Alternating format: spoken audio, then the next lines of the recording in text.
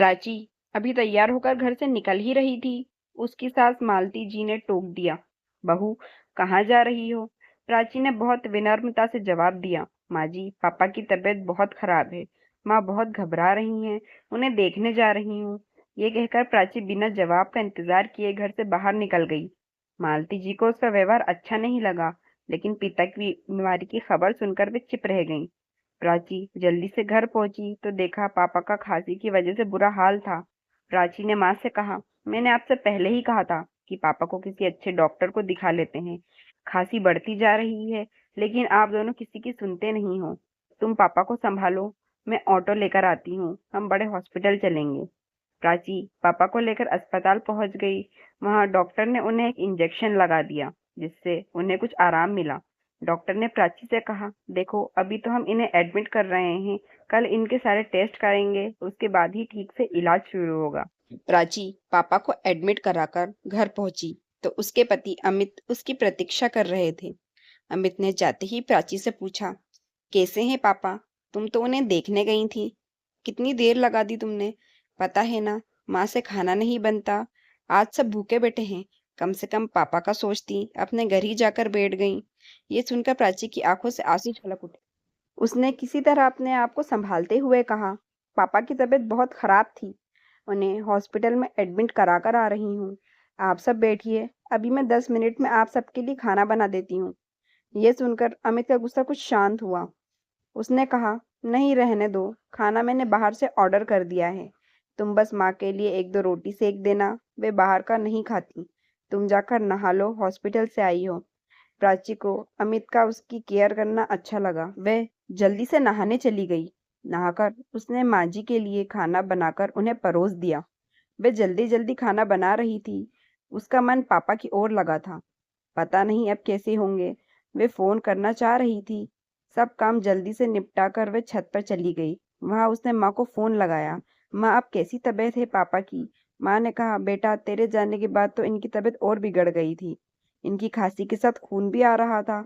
Doctor ने तुरंत सारे टेस्ट कर लिए, सुबह तक रिपोर्ट आ जाएगी। मेरा मेरा मन मन बहुत बहुत घबरा घबरा रहा रहा है। है, तू तू अभी अभी आ आ सकती है? सकती है? प्राची ने कहा, प्राची ने ठीक कहा, है माँ, मैं ठीक है माँ, आती हूँ। मैं आती तभी हूँ। माँ ने कहा, तभी माँ अरे ने मेरा कहा, दिमाग तो अरे काम मेरा नहीं दिमाग कर तो रहा। काम नहीं कर तू रहा। इतनी रात तू को इतनी कैसे रात को आएगी? कैसे तू आएगी? सुबह आ तू जाना और सुबह आ एक जाना काम और कर एक देना। काम कर देना। मेरे पास मेरे चेक पास बुक है, चेक बुक सुबह है, दस सुबह हजार दस जमा हजार करने जमा हैं। करने हैं। तभी इलाज तभी शुरू होगा। इलाज तू शुरू मेरे से होगा। चेक लेकर तू मेरे बैंक से से चेक पैसे लेकर निकाल बैंक कर से यहाँ पैसे निकाल जमा कर कर। यहाँ जमा करा। कुछ बात करके कुछ देर प्राची बात नीचे करके आ गई। प्राची नीचे आ गई। उसने देखा सब सोने जा चुके थे। वे रसोई घर में जाकर काम निपटाने लगी। आज उसे अपना बचपन याद आ रहा था। उसके पापा कहते थे, मेरा बेटा नहीं है तो क्या हुआ, बेटी है ना, इसे मैं इस काबिल बनाऊंगा कि यही मेरा बेटा बनेगी। आज अपने आप को कितना लाचार मान रही थी प्राची। काश वे लड़का होती तो कम से कम इस समय अपने पापा का ख्याल तो रख सकती थी।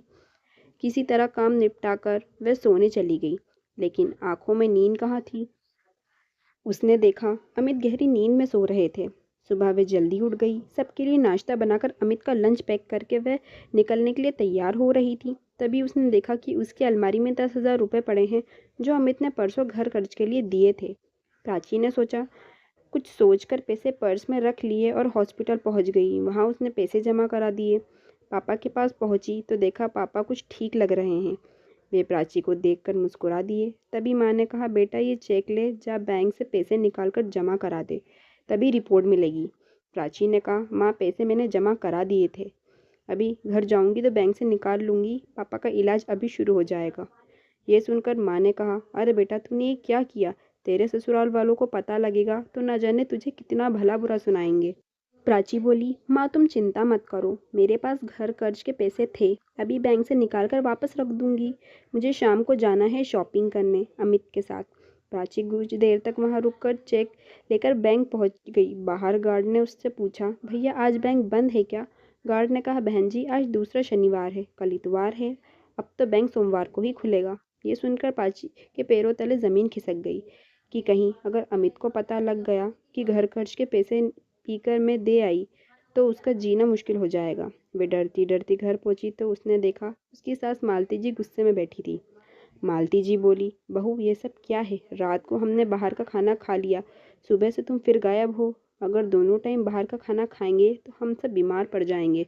तुम क्या चाहती हो कि तुम्हारे सारे ससुराल वाले उसी हॉस्पिटल में एडमिट हो जाएं जिसमें तुम्हारे पापा हैं?